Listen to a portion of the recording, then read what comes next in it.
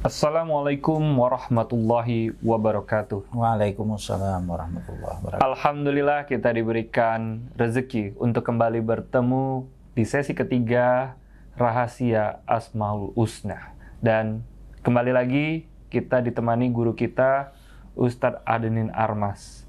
Kalau di sesi sebelumnya kita sudah membahas beberapa makna-makna dari Asmaul Husna dan juga bagaimana perbandingan, perbedaan arti yang sudah kita pahami ya, yang sudah kita pelajari di sesi sebelumnya, seperti Al-Ghaffar dengan Al-Ghafur ya, dan beberapa pemaknaan seperti An-Nur. Kali ini kita akan membahas lebih dalam lagi dengan tema yaitu yang kontras. Bagaimana maksudnya yang kontras? Kontras itu sepertinya ada awal, ada akhir. Nah, Asmaul Husna juga ada al-awal, al-akhir ya. Lalu kemudian kita juga melihat ada Asmaul Husna yang berisikan az-zahir, al-batin. Itu kan sesuatu yang kontras. Nah, tapi sebelum itu saya ingin bertanya dulu kepada Ustadz kita, Ustadz Adenin Armas. Dalam 2 sesi terakhir saya melihat di laptopnya Ustadz ini, beliau tuh selalu membaca buku ya. Nah, buku ini digital book ya. Saya lihat saya sendiri tidak bisa memahami bukunya. Karena apa, teman-teman? Dalam bahasa Arab, ya semuanya, bukan translation dari Arab ke Indonesia. Tentunya beliau tidak menggunakan referensi Google ataupun Wikipedia ya. Tapi beliau menggunakan referensi sebuah buku yang saya sendiri melihatnya ini sepertinya buku yang di-scan dalam masih bahasa Arab ya, dan beliau coba membacanya untuk disampaikan, disarikan ya, pemaknaannya kepada kita semua. Dan ini sungguh luar biasa. Saya ingin nanya dulu Ustadz, ini buku apa Ustadz sebenarnya yang Ustadz gunakan selama kita melakukan kajian ini Ustadz? Ya, untuk kajian ini saya membaca 2 buku. Pertama, buku karangannya Imam Al-Ghazali, Al-Maqsadul Asna fi Syarhil Asma'il Husna. Maksud-maksud yang lebih jauh dalam menerangkan tentang Al-Asma'ul Husna. Itu Imam Ghazali adalah seorang ulama besar yang meninggal pada tahun 1111, pernah menjadi guru besar atau profesor itu di Baghdad di waktu kejayaan pusat Islam, peradaban Islam itu beliaulah guru besarnya. Ya, murid kepada Imamul Haramain Al-Juwaini ya, juga seorang pengganti beliau, juga seorang luar biasa, ulama yang sangat terkenal, menulis puluhan karya, puluhan judul ya. Jadi dulu pun ulama kita sudah membahas itu dengan menuliskan karya seperti itu ya. Kemudian saya juga membaca Lawami'ul Bayyinat fi Syarhil Asma'il Husna, juga itu karya Lawami'ul Bayyinat, kilauan penjelasan dalam menerangkan Al-Asma'ul Husna ini. Ini karya Imam Fakhruddin Ar-Razi. Nah, orang Indonesia banyak juga namanya Fakhruddin atau Fahru Rozi ya. Oh, iya. Ini juga adalah luar biasa ya, seorang ulama, meninggal pada tahun 1210. Razi itu letaknya sekarang di sebelah selatannya Teheran. Itu nggak jauh dari Teheran, sekitar mungkin cuma ya 20-30 kilometer. Nah, tapi dulu Sunni yang menguasai pada saat itu ya, pada tahun 1210. Dan Imam Fakhruddin Ar-Razi ini masih keturunannya Abu Bakar As-Siddiq. Oh, masih ada jalur. Nah, kalau orang dulu kan dia keturunannya itu masih terjaga karena ada bin. Kalau sekarang kan yang binnya hilang ya? Yang terjaga itu biasanya kalau darah biru kali ya, atau keturunan raja gitu. Nah, itu baru ada. Tapi kalau sebenarnya kalau kita mengerti budaya Islam itu ya nggak masalah kan, kita pakai bin untuk pada anak kita, karena cucu kita aja udah lupa tentang kita. Bagaimana dia mau mendoakan kita, menyebutkan namanya kalau cucu udah lupa kakeknya, sebagaimana kita lupa kakeknya. Nah, dulu orang Arab ya bisa dilihat itu, Imam Fakhruddin Ar-Razi meninggal tahun 1210, tapi dia punya silsilah itu karena ada bin. Begitu juga dengan guru-guru dengan lain sebagainya. Nah, itu salah satu yang membedakan kita sebenarnya. Jadi nggak harus darah biru dan keturunan.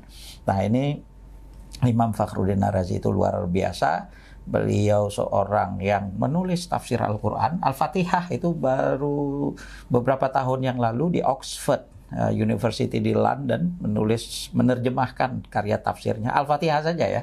Saya lihat itu di Kuala Lumpur, saya ada bukunya tinggalan di sana, itu sekitar 500 halaman. Itu Al-Fatihah yang 7 ayat, itu jadi 500 halaman tuh dalam bahasa Inggris. Gimana 30 juz. Nah, berapa puluh ribu halaman itu. Kalau diterjemahkan ke bahasa Arab atau ke bahasa Indonesia atau ke bahasa Inggris itu. Dan beliau juga seorang ilmuwan, makanya tadi kalau kita lihat ganjil atau apa ya, dia juga menulis tentang matematik gitu. Buku matematik dalam bahasa Arab dia tulis itu. Jadi mudah bagi dia kan untuk menjelaskan tentang ganjil dengan genap seperti tadi. Nah, itu mungkin kita nyari pembahasan antara ganjil dengan genap, kita kaitkan dengan Al-Asmaul Husna, itu mungkin ketemu di mana kan? Tapi ada di Fakhruddin Ar-Razi tadi. Innallaha witrun yuhibbul witra, itu dia jelaskan, dia berusaha untuk menjelaskan. Atau seperti tadilah yang menarik, kenapa sih 99 kok nggak lebih ibaratnya, atau kurang, atau kenapa seperti itu kan tadi, seperti subuh kenapa 2 rakaat sebelum subuh atau 2 rakaat setelah isya. Nah, ini menunjukkan kan ada latar belakang. Nanti kita bisa bahas nanti yang tadi al-awwal wal akhir itu, wah itu penjelasannya juga menarik itu. Mungkin nggak kebayang bagi kita penjelasan seperti itu, belum terdengar ya. Tapi banyak hal yang menarik yang diungkapkan oleh ulama, dan mereka adalah orang-orang yang hebat itu. Fakhruddin Ar-Razi itu dia katakan dalam autobiografinya, ma'udhina li fi tadrisi ilmil kalam hatta hafiztu isnai asyara alaf waraqah. Aku hanya belajar ilmu kalam setelah menghafal 12.000 halaman. Waduh. Ya, gimana memori? Waduh. Itu 12.000 halaman dihafal itu. Jadi Quran dengan hadis sudah selesai di awal. Itu. Dia sudah ingat, terus juga memiliki kemampuan kecerdasan menganalisis, menafsirkan yang lebih ini. Jadi ya, bedanya mungkin itu Ustaz ya. Ulama-ulama zaman dulu. Jadi selain Quran dengan hadis, buku pun dihafal. Dulu kan orang begitu, buku ilmu, buku akidah. Jadi saya ada buku, pernah saya jalan di pesantren-pesantren di Jawa itu. Di ini saya lihat ada buku. Jadi ketika mereka belajar akidah itu melalui hafalan. Belajar bahasa tadi seperti hafalan. Nah, sayangnya mungkin nggak dipahamin. Kalau dulu mereka biasa itu. Jadi udah ngerti dan tahu dan mendalam, jadi bisa mendeteksi itu kalau ada yang sesuatu yang keliru, dia deteksi seperti ahli hukum lah ya. Alarmnya cepat ya Ustaz. Cepat, dan dia paham dan ahli ilmuwan. Kan ada orang bilang ngapain sih hafalan-hafalan? Ininya enggak, mereka adalah ulama-ulama yang hebat pada masanya itu dan jago, ilmuwan juga, saintis. Saya punya buku fisika lah kurang lebih itu 9 jilid itu oleh Fakhruddin Ar-Razi. Dalam bahasa Arab, Ustaz, iya, ibaratnya buku ya bisa metafisika dan fisika ya. Ini berbicara tentang waktu, tentang ruang, ya. Yang tadi saya sebutkan, di mana waktu itu dari Fakhruddin Ar-Razi. Waktu itu ada, tapi mana? Nggak nampak. Gitu. Bahkan ruang itu sendiri bagi Fakhruddin Ar-Razi adalah tidak beruang. Nah, itu panjang lah penjelasannya. Ya.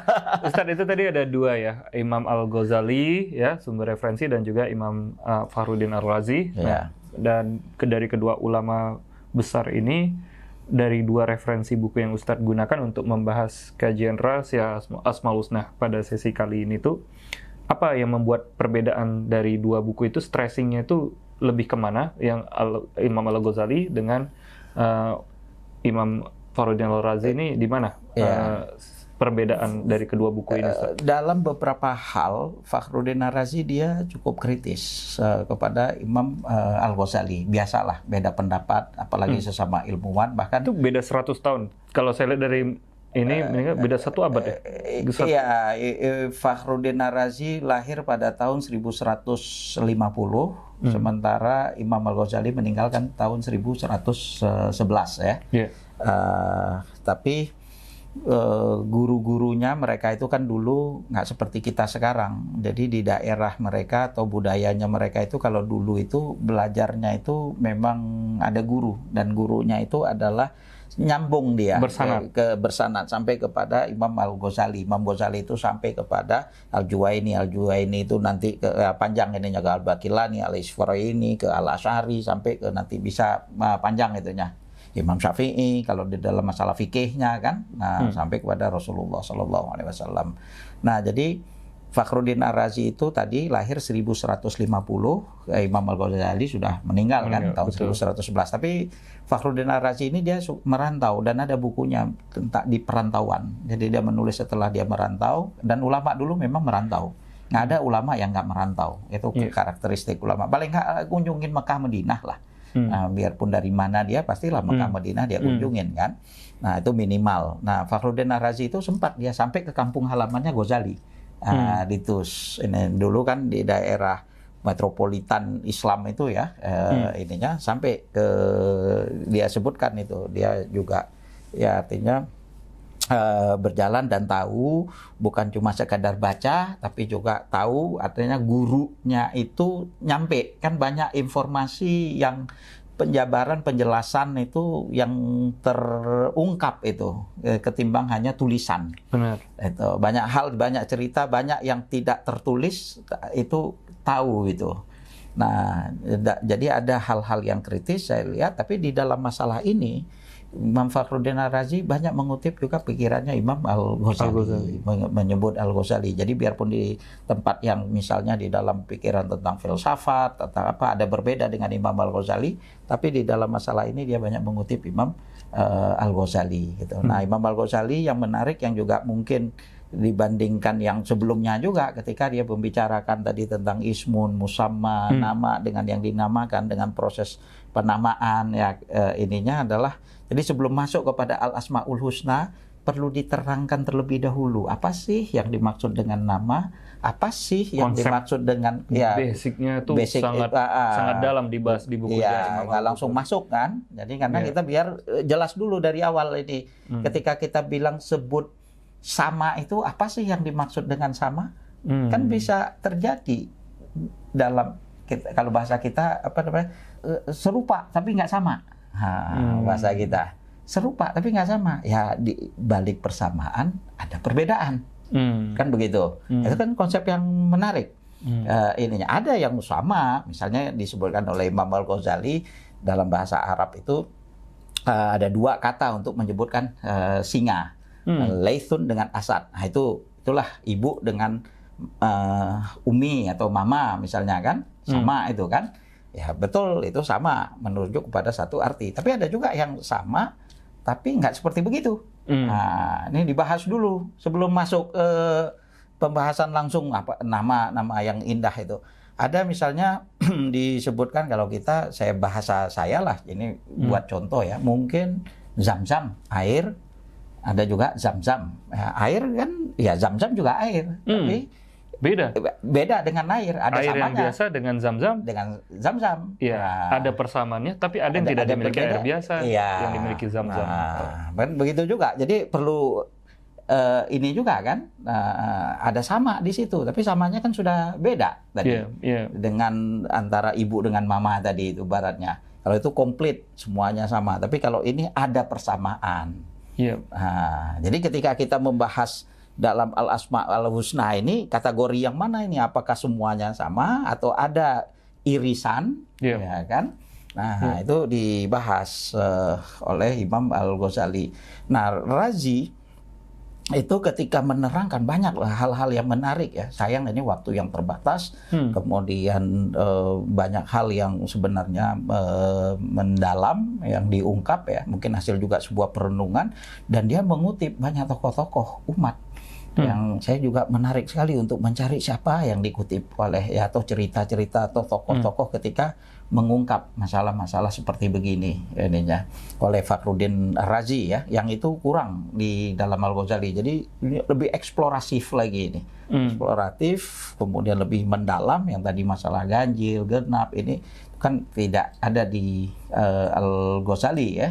Jadi pembahasan-pembahasan yang lebih mendalam terhadap suatu makna yang ada pada Al-Asma'ul Husna itu saya lihat luar biasa Imam Fakhruddin Ar-Razi. Alhamdulillah ya. Jadi para penonton yang melihat sesi kajian ini kita beruntung banget. Ustadz Admin menguasai ya, istilahnya menggunakan referensi, di mana referensi ini adalah referensi yang terbaik, bukan referensi yang hanya sekedar kita googling ya, tapi beliau membaca dari kitab-kitab yang dituliskan ulama-ulama besar sejak dahulu kala, dan beliau juga melakukan komparasi ya, studinya, mana yang diambil bagian yang paling bagus dari buku yang satu ya, dan mana yang bagus di buku yang kedua. Lalu kemudian ya, walaupun dua-duanya bagus ya, ada yang lebih eksploratif tadi kata kuncinya, beliau juga akan mengutip dari situ dan menjelaskannya pada kita semua. Mungkin dari kita masih banyak yang belum bisa berbahasa Arab, tapi beliau membacakannya ya dan mensarikannya untuk kita semua. Alhamdulillah, terima kasih Ustadz. Dan kita akan kembali membahas kali ini tentang Asmaul Husna yang sifatnya kontras tadi ya, awal akhir gitu ya, zahir batin dan beberapa asma lainnya. Oleh sebab itu tetap stay tune dan kembali lagi di segmen kedua. Sampai jumpa.